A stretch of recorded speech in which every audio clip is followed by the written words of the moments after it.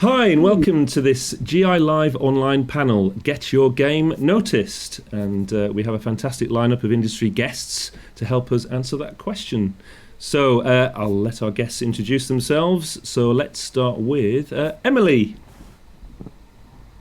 Oh, hello. So I'm Emily Britt, and I'm head of comms at an agency called Diva. But I've actually only been in that job for about 6 weeks, but I've got kind of 25 years experience in PR for video games, in-house and out of house at agencies and as a freelancer as well. Fantastic. Thanks, Emily. Caroline? Hello, hi, I'm the founder and MD of Indigo Pearl. We are also old.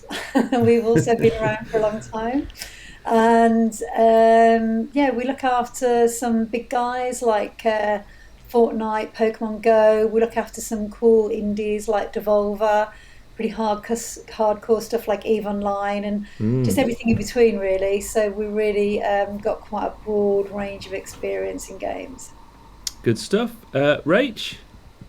Hi, I'm Rach. I'm PR manager at Neonhive. We are a boutique video games PR agency who work with indie video games. And I was a journalist for 4.5 years before I started this job, which I started in December 2020. So still learning lots of things. Super. Brilliant. Thank you, Rach. And finally, Harry. Hello, I am Harry Mitchell. I'm the community manager for Blazing Griffin, which is a development studio here in Glasgow. And I'm also relatively new to this role. I've been doing this for over a year now. And before that, I was in Games Press doing freelance for things like that. And I'm now in comms.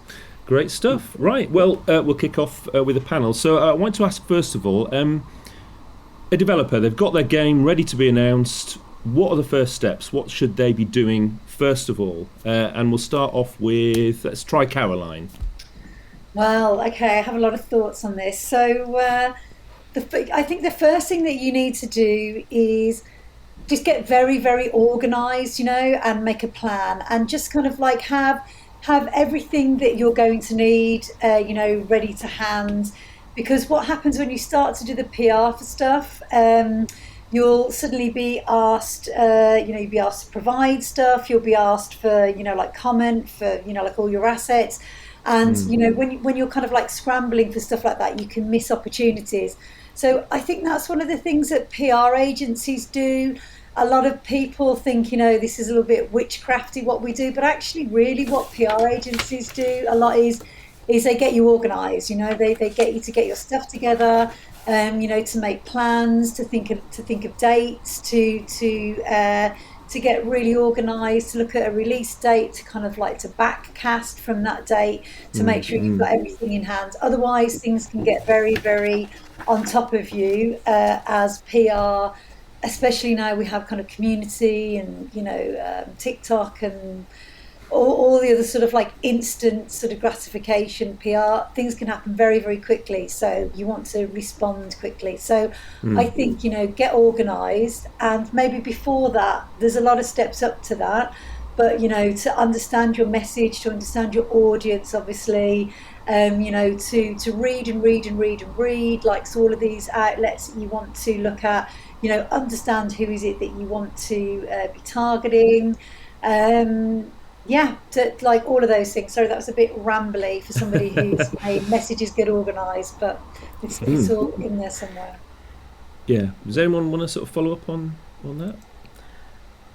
I was just going to say the layer ahead, kind of before what Caroline said, was just don't do it until you're ready. Yeah.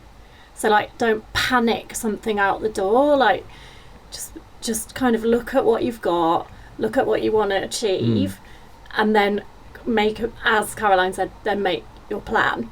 And so, you need to know who you are and what your game is, and then define that, and then put it out. And then some of the assets that Caroline was kind of saying, make sure that you're ready. Well, yeah, you want them all in one go. So if you got your press release, your logo, some screenshots, a trailer, like they take time. So don't panic everything out of the door. Like, make a calm strategic plan. Yeah. And the other thing is, because you're an indie, you can kind of do it when you want to. So if it's all if you've set a date and it's all starting to look a bit tight, unless it's based around a show or something, then have another think and go, okay, maybe we should put this back 2 weeks. Like, don't commit yourself to something that's causing you loads of stress, basically. Yeah. Do it when you're ready, is my advice.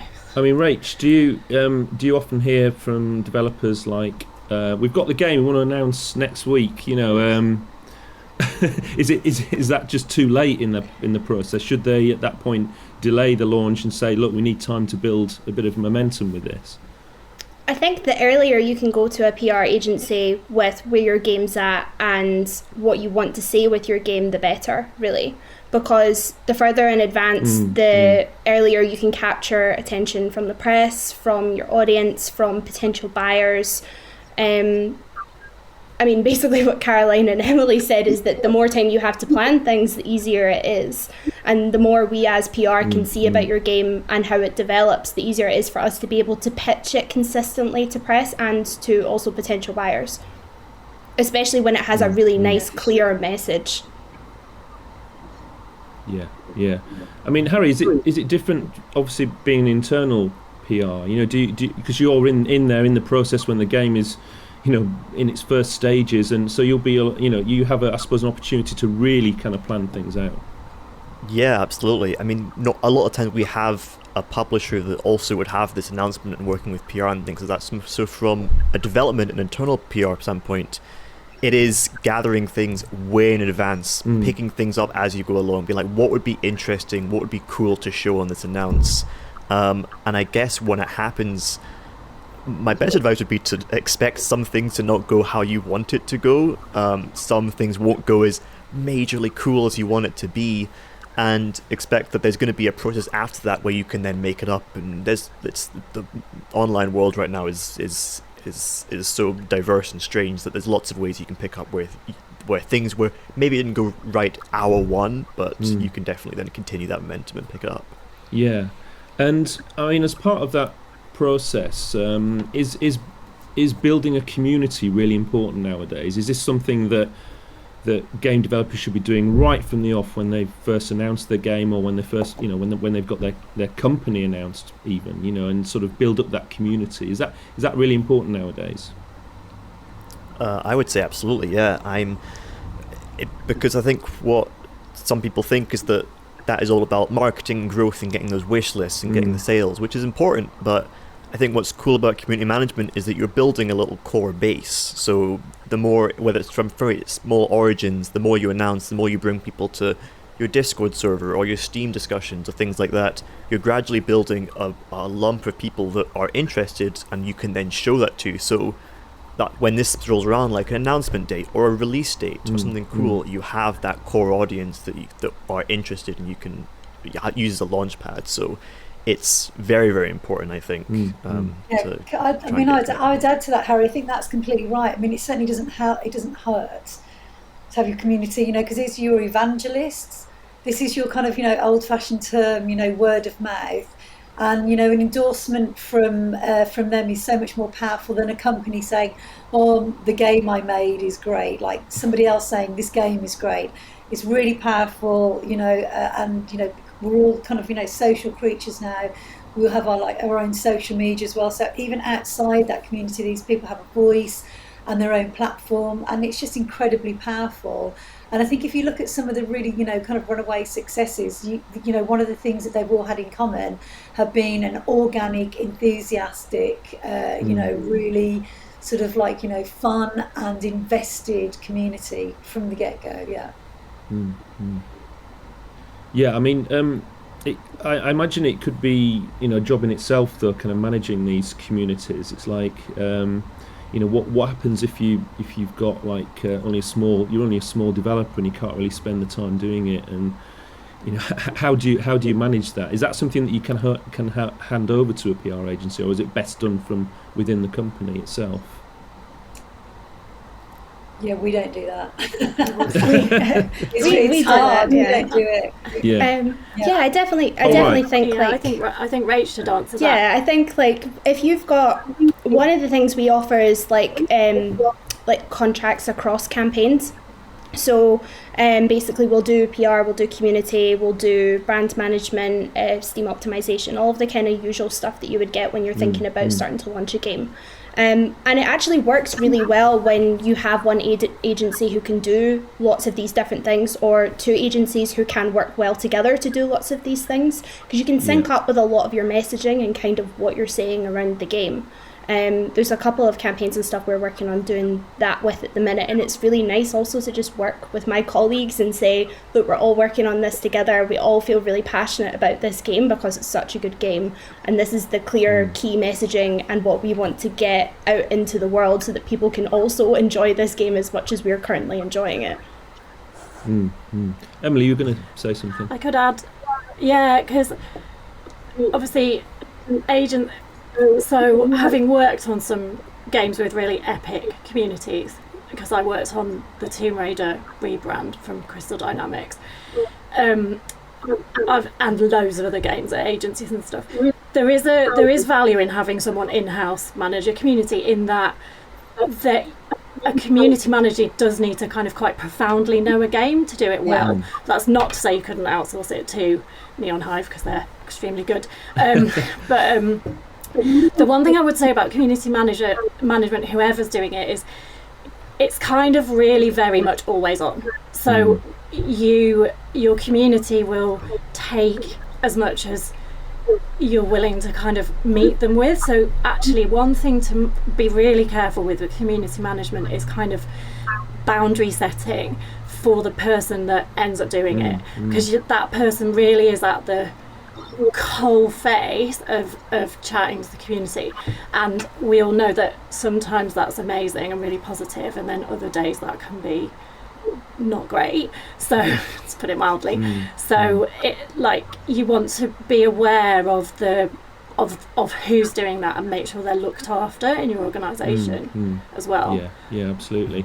Harry, do you find that, do you have to, as a somebody who looks after the PR and the sort of, do you handle the social media as well? Yeah, so I handle social media, I handle various kind of marketing aspects of the company as well, a lot of things like that, as someone who's mostly kind of multimedia production experienced before this. But from a community management, I believe if you in a situation where you're building a player base and you're kind of not losing control of it, and you don't want to lose them, and you have the possibility to get a community manager, get a community manager. Because it's easy to think that you can do it on your own, because like you think, how hard can it be? It's running a Discord server, it's doing some tweets, etc. But doing that effectively and having that relationship with the player is very difficult to keep up. And I've seen many times where the community manager kind of clash with developers, because they're very passionate about the game, very passionate about the communities. So putting your trust in a community manager to control it and manage it and manage that process is, I think, really important. I think it's a misconception about what community managers do, because they can do lots of other things, but at the core, I think relationship with the player, relationship with when these problems come up, when bugs come up, when you've got something new and cool to show, having somewhere, like you said, at the front, whether that's negative or positive, is really important, because straight to the source developers can get messy, I think. Yeah, exactly. Yeah, sorry, you would say something. No, I was agreeing. Brilliant. What about this? I get asked this a bit in my role as well, about the cost of hiring a PR agency. I mean, it's some developers that I talk to, they're very small. There's only probably 2 or 3 people in the company, and they're saying, well, we can't afford to hire an agency or monthly retainer. So is that, are there different costs? What are the inexpensive ways that they can get involved with a PR agency, or with PR in general? I'll let Rach, talk for her, for her experience. I think that at Indigo Pearl, we, it does cost. There is a cost to it, and I get a lot of people come to us, because we do shows like, like Rezzed and like WASD in the past, and we'll talk to people, And you know, if somebody's very small, we just try to give them as much good advice as possible. So we'll sit down with them and say, look, there's a lot of this you can do yourself. There's a lot of organisation that you can do yourself. You know, and just to try to really sort of, you know, point people in the right direction. We do a lot of talks. You know, I'll talk someone through the process. I'll say these are all the tools that we use. But like it's a lot, you know, like it's an extra job to do. But I mean, I think your PR agencies, I think really your entry level would be about $2,500 in the UK, and it's going to go anywhere sort of, you know, upwards from there. You can sometimes talk to a PR agency about maybe doing like an ad hoc thing. So, you know, can you just send out this press release for me and some codes and, you know, help me out? Depending on the agency and your relationship with them and, you know, how busy they are, they might kind of, you know, do you a favour, you know, but I think most agencies would rather have that, you know, as Rachel was saying, that's all right, it does a job, but, you know, if you can get an agency that's been working alongside with you, you know, for as long as possible, it's much more benefit. But you get it's budgets, you know, if you've got a tiny, you know, studio, then you can't afford the budget, then maybe you do have to try and do this yourself. But I think, you know, everyone I know in the games industry is super nice, and if you can sort of, you know, talk to somebody and just say, can you just give me a steer, a lot of people will say, look, just do these 3 things, you know. And to be honest with you, if you're on Steam, you can do so much on Steam to optimize your game, that it's almost the biggest thing you can, you know, like, so we're like, just concentrate on making your Steam page, you know, the best it can be. You know, that's really the kind of the job that you should concentrate on. And then all these other things, you know, can fall into place, and we can give you some tips, but it does cost because it's our time as well, you know, so that's what you're billing for in an agency, is people's time. But yeah, it's a conundrum, I get it.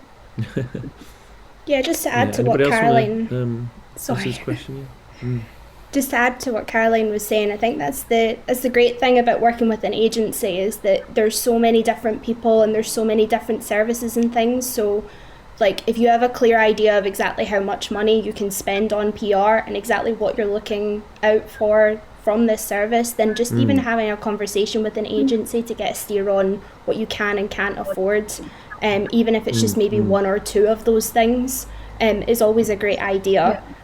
Because you could maybe even get a little bit of help with, you maybe started the conversation to do with, I don't know, releasing a press release, but the agency doesn't have the time to take you on at that point because they're particularly busy. But what they could potentially offer you instead is community management, and that could fit well within your budget and help you at the stage that you're currently at. So it's always worth having a conversation, just I think as long as you have a clear idea of how much exactly you can spend or can afford to spend and what you're looking for out of it ultimately. Yeah, that's right, because you could just pick and choose and say, well, I'd just like you to handle the community management, we'll do the rest, or, you know, or whatever, you know, they can do that, I suppose. A lot of people don't I mean, I'd like to second what... what... sorry. I wanted to second what...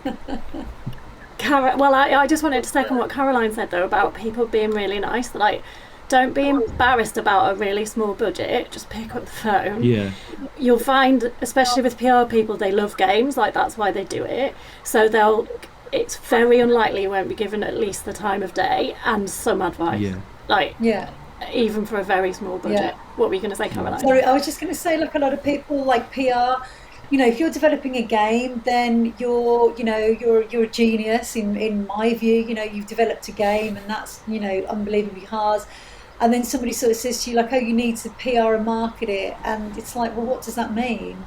And it means a whole bunch of things, really. So sometimes just talking to somebody who's done this can really focus you in on, actually, what are your objectives? Your game might be going, you might have a huge, you know, community that love you, that probably doing that job for you. You might have loads of content creators that love you, you know, and are creating content. So sometimes it's like, you know, what are your objectives? Do you need this? Is this kind of happening organically? You know, what could an agency bring to you? And sometimes we'll say to people, listen, you know, this is you're doing great. You're doing great. Don't give us money. You're doing really well.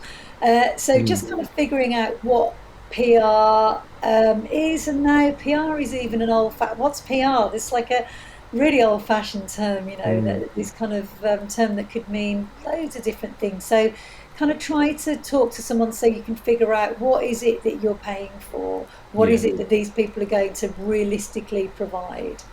And I suppose, like Harry, the outcomes as well from a campaign. I mean, how do you judge success in a campaign? Is it through sales, or is it can you conflate kind of coverage with sales? How do you judge a successful campaign?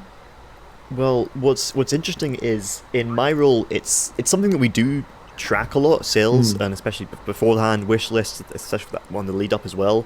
But for me, that's something that I actually focus on a lot, because a lot of our titles do have a publisher that do paid advertising, and they handle a lot of the sales and things like that.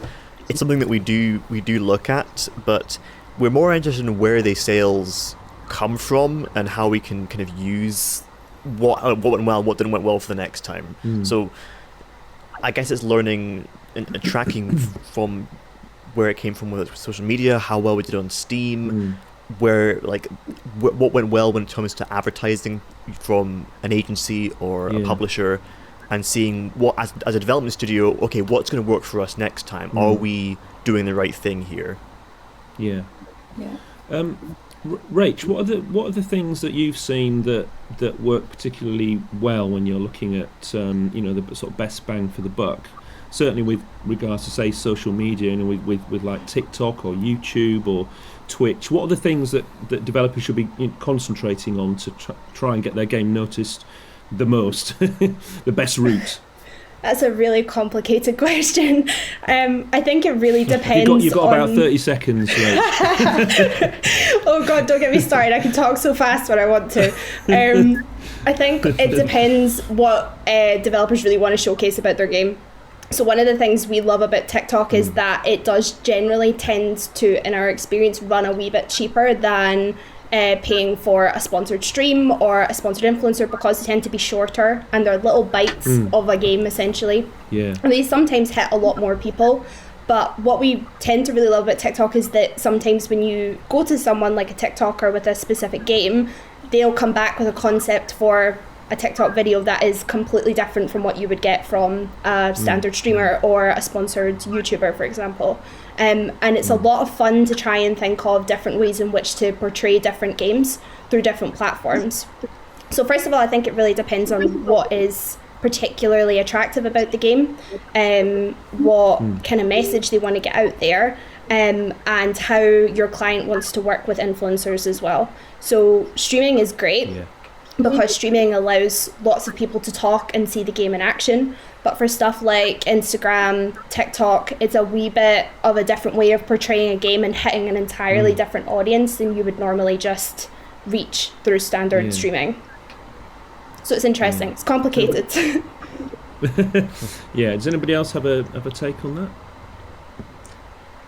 Yeah, it's complicated, isn't it, Rach? I think you're right. There's just it depends on the game as well. Genuinely, like some games will work better on TikTok than others. Some games are kind of made for streaming. So I think you sort of got to look at what genre of your game is, and just kind of like try to get an outlet that's going to match that the best and maximise that the best.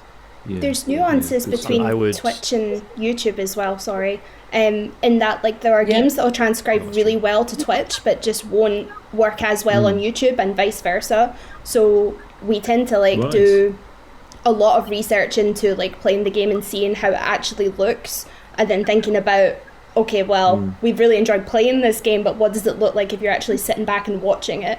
And I think it is something that a lot of people don't always necessarily think of first when it comes to influencers, because you're always thinking of high audience numbers or what their audience actually is like. But when you sit back and think about how a game will come across on screen with someone watching it, it's a whole different way of thinking about, we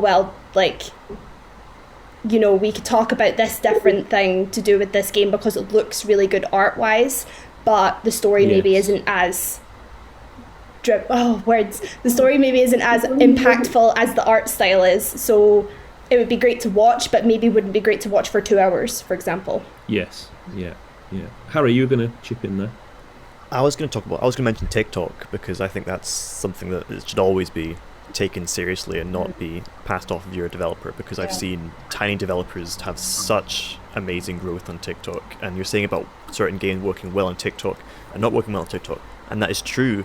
But I've seen such a variety of games work on TikTok, and if you're going to do that for TikTok in particular, I'd recommend there's certain things you can kind of reproduce and repurpose for different things. Like, okay, let's put this over on Instagram Reels, let's make it a YouTube short, let's try and put something on Instagram, but also copy across Twitter and Facebook. For TikTok as a source, it's something that you need to make for TikTok. It's something that has its own bizarre rules, its own little world that works for it. And when you hit that, you can reach audiences that you never really would before. And we use it at Blazing Griffin for like loads of different purposes. Yeah, good stuff. That's the reason why it's helpful to seek some outside help, to go back to the original, one of the themes of can you do it yourself, because there is so much strategy and nuance involved with some of these channels, and obviously if you get some outside help, you get some experience that potentially you don't have in-house. Yeah.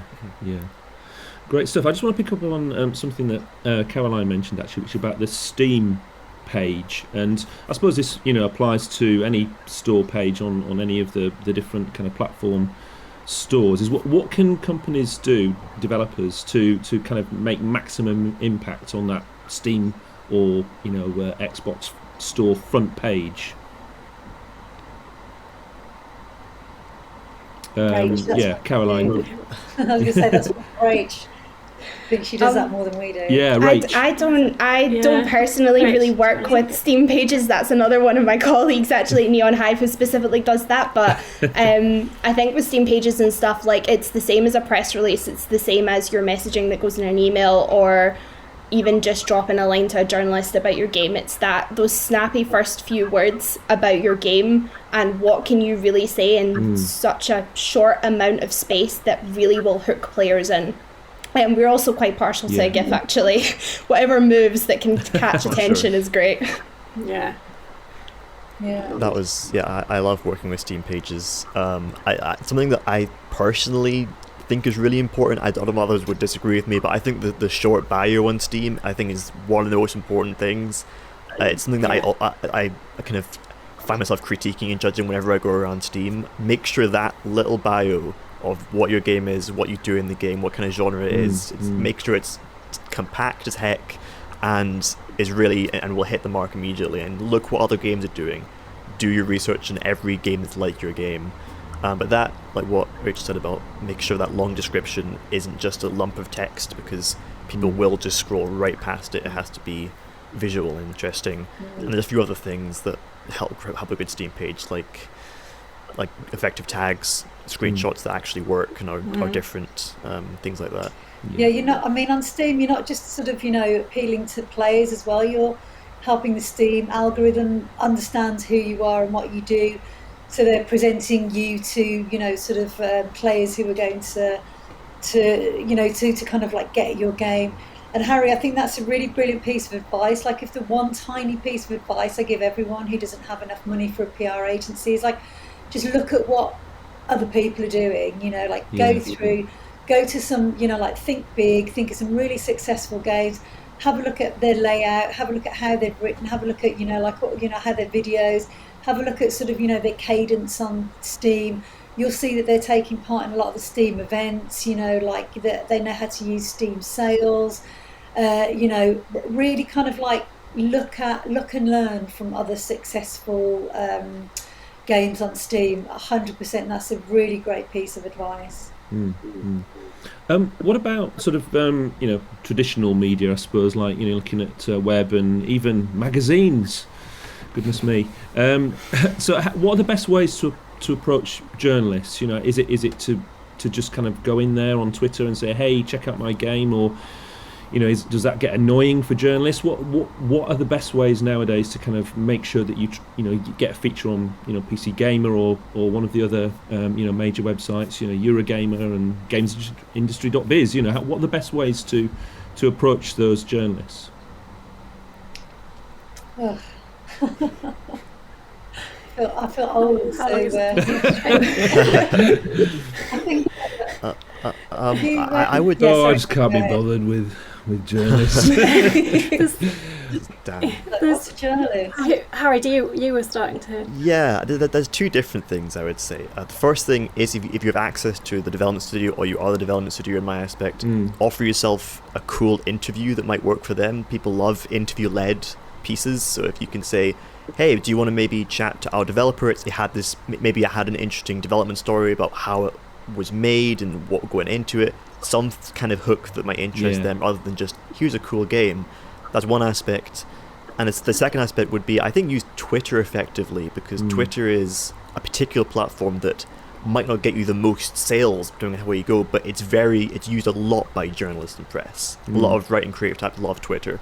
So if you can get attractive GIFs and interesting things about your game on people's feeds, you'll find that stuff will spread and people will end up connecting, and you'll get your name either noticed or covered, or at least be recognizable and in their heads. And be relevant as well. Like, don't, if you can start a conversation with like, I read your piece on this similar game, so I thought you might like this, and that's like the oldest piece of advice in the world, but just being very relevant for journalists, and not being weird, not chasing them, and maybe trying to build up a rapport. I mean, I will say, one thing that an agency can do well is, because we that's what we do, so we have the rapport with the journalists.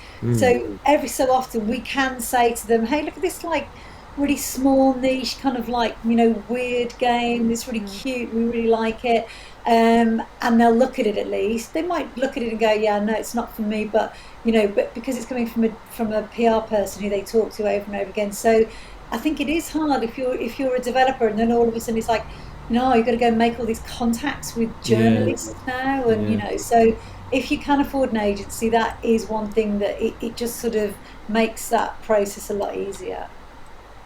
The other thing is that when you some of the journalists will specialise or have favourite genres, so you don't want to pitch like a racing game that's someone who really likes survival horror.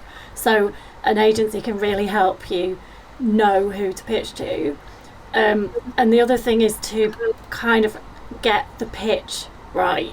So like, I mean, I can spend hours writing a freaking pitch, hours, like, because you want to kind of, I also think nobody reads anymore, so I'm trying to put absolutely everything in the first sentence, and so that means you can write that first sentence 20 times, and also try to be as helpful as possible. So kind of like, this is what this email's about, this is what you're going to get out of it, and also here are these are the important dates, and here are all the assets that you might need, or it depends what you're pitching at what stage of a campaign. But don't leave loads of questions unanswered, because they'll just ignore you for someone who wrote something that was a bit more thorough.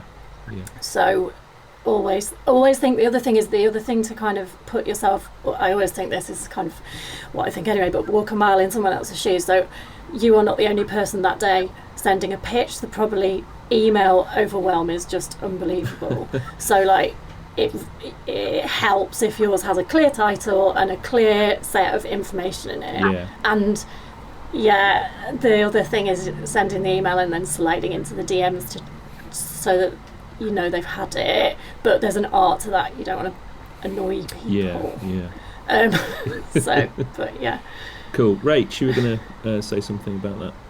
Yeah, I suppose the only thing I would add is just like, when you're going into those kind of conversations and you're starting pitching, I think just be very clear on exactly what kind of coverage you want to get out of it.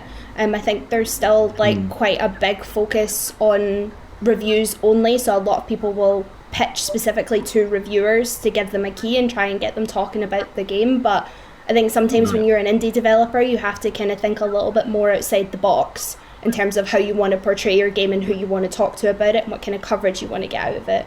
And me and Harry work together quite a lot on like video feature interviews, so I set him up to video interview people and chat about the game and the making behind the game and what the game actually looks like. And it's a wee bit more of a way of trying for people to see the developer and see what the developer themselves are saying, but also a way of, you know, seeing what the kind of story behind a game is rather than just the game, talking about the game itself. So there's a wee bit more of an insight into it. So I think, like, particularly when you're an indie developer, if there's a message behind the game you're trying to create or a particular style or something, then doing something like an interview is maybe a wee bit better of an idea or a feature than a review specifically. So just think about how you want to portray that to people. And to go back to one of the things that Harry suggested that's really good about interviews, when you pitch the interview, you don't just say, do you want to interview the developer? You kind of say, do you want to interview the developer about these things? Like, to make it clearer what they'll get out of it. And just a little follow-up on that is, you know, a lot of games, or quite a few games by developers, are going to early access. And so, you know, it's trying to maintain interest over quite a long period. You know, the game might not launch until a year after early access, and then it's like, how do you keep interest with journalists and with social media and fans, you know, about the game? What are the things that you can do? I think early access games are quite complicated because you really do need to be coming back to journalists and stuff if they've particularly enjoyed the game with new things to talk about.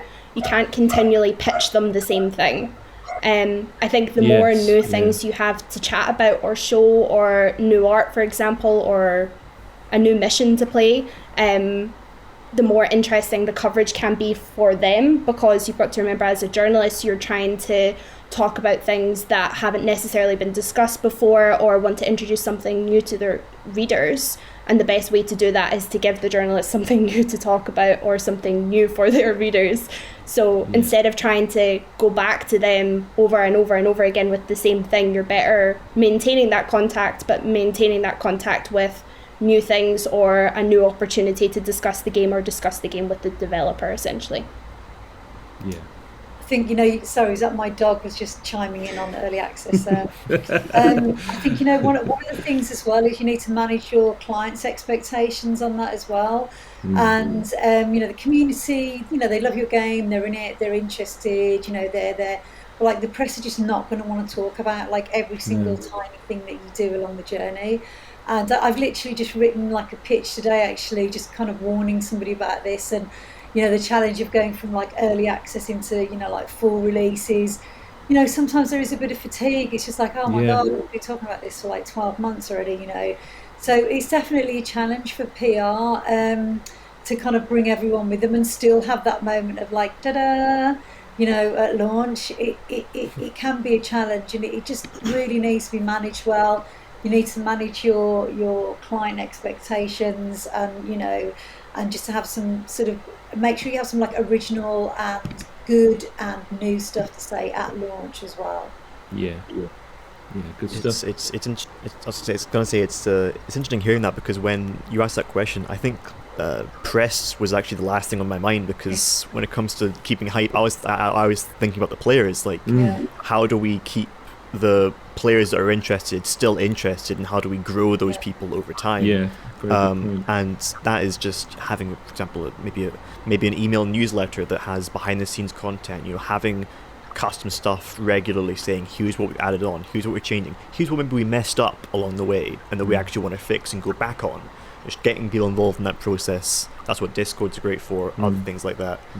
So that way you have players who are egged in on it as it goes along, and that then you have like your own little, you know, fanfare custom ready for launch, because you have those players that have been waiting for this for a long time that can then like I think what Caroline was saying before about word of mouth and spreading that kind of that hype.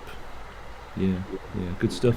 Unfortunately, we've run out of time, so we're going to have to bring the panel to a close, but fantastic. Really interesting chatting to you all today. Some really great advice there for developers. Hopefully some free advice. But you can always hire a PR agency or look into getting your own PR and doing your own stuff as well. Fantastic. Thank you very much to our 4 panellists today. That's Harry, Caroline, Emily and Rach. That was brilliant. Thank you. Thank you. Thanks, everyone. You can check out the GamesIndustry.biz YouTube channel for more games business talks and panels. But until then, we'll see you again soon. Cheers.